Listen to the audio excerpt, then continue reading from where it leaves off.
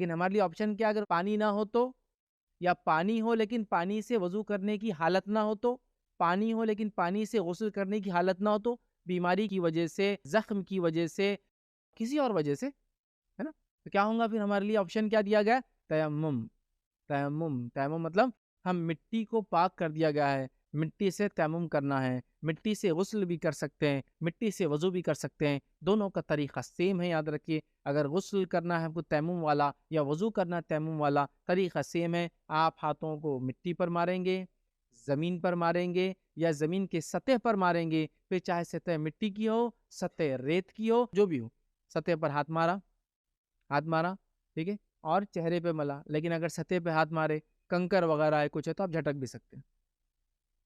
لیکن اگر دھول ہے تو کوئی مسئلہ نہیں. لیکن کبھی کنکر ہے سطح کے اوپر، کچھ اور چیز چبھ سکتی ہے، تو ٹھیک ہے. تو آپ نے ہاتھ مارا، چہرے پر ہاتھ پھیرا، پھر الٹے ہاتھ سے سیدھے ہاتھ پہ پھیرا اتنا، پھر سیدھے ہاتھ سے الٹے ہاتھ پہ پھیرا، ہو گیا تیمم. یہ تیمم کا غسل بھی اور تیمم کا وضو بھی ہے. کچھ علماء نے اس میں اختلاف کیا کہ وہ یہاں تک کریں گے ہاتھوں کو، لیکن صحیح بات ہے کہ جو راجح مسئلہ ہے وہ صرف یہاں تک. مٹی پہ ہاتھ مارا، چہرے پھیرا، سیدھا ہاتھ، فنش. اتنا ہی ہے تیمم. ٹھیک ہے، تو تیمم کا غسل بھی اور وضو بھی. حسن صاحب سوات سے پوچھتے ہیں، مجھے اعصابی بیماری ہے، کمزوری بہت زیادہ ہے، سہارے سے چلتا ہوں، قطروں کی بھی بیماری ہے، وضو کرنے میں بہت زیادہ مشکل ہوتی ہے. صبح ایک دفعہ واش روم جانے کے بعد کیا میں دن میں باقی نمازوں کے لیے تیمم کر سکتا ہوں؟ پانی ہاتھ میں لے کر چہرے تک پہنچانا بھی میرے لیے مشکل ہوتا ہے، برائے مہربانی رہنمائی فرمائیں. دیکھیں، وضو کرنا اگر آپ کے لیے ممکن ہے تو وضو ہی کرنا پڑے گا آپ کو. وہ تو جب پانی پر قدرت نہ ہو یا پانی نہ ہو تو تیمم کی شریعت میں اجازت ہے. اور پانی ہاتھ میں لے کے مسح کرنا یہ بھی نہیں ہے، بلکہ پانی بہانا ضروری ہے. تو اب مشکل کس نوعیت کی ہوتی ہے یہ تو آپ ہی بہتر جانتے ہیں. اگر ایسا پاسبل ہے کہ آپ کسی کی مدد لے سکتے ہیں وضو کرنے میں، تو پھر کسی کی مدد لینی پڑے گی آپ کو. تو اس لیے اگر خود نہیں کر سکتے تو قادر بھی، قدرت الغیر بھی قادر ہی ہوتا ہے، یعنی جو کسی اور سے مدد لے کے وضو کر سکتا ہے وہ بھی شریعت میں یہی سمجھا جاتا ہے کہ اس میں وضو کی استطاعت ہے.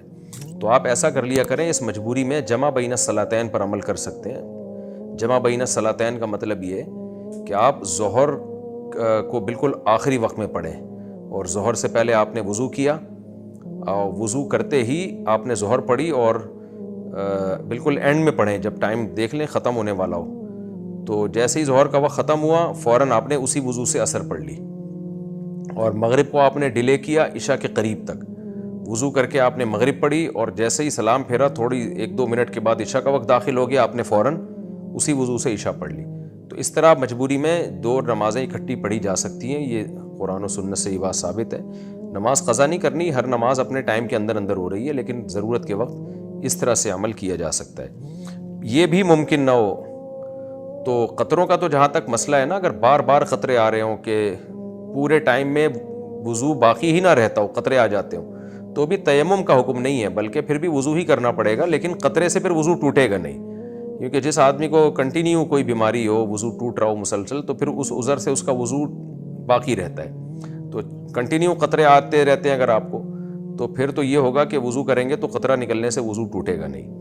اور اگر یہ بھی آپ کے لیے ممکن نہیں ہے، یعنی پانی تک جانا ہی ممکن نہیں ہے، کوئی سہارا دینے والا نہیں ہے، اور یہ بھی نہیں ہے کہ کوئی ٹب میں پانی اٹھا کے لے آئے تاکہ آپ کو آپ کے بستر پہ وضو کرا دے، پاسبل ہی نہ ہو، تو پھر تیمم آپ کے لیے جائز ہے.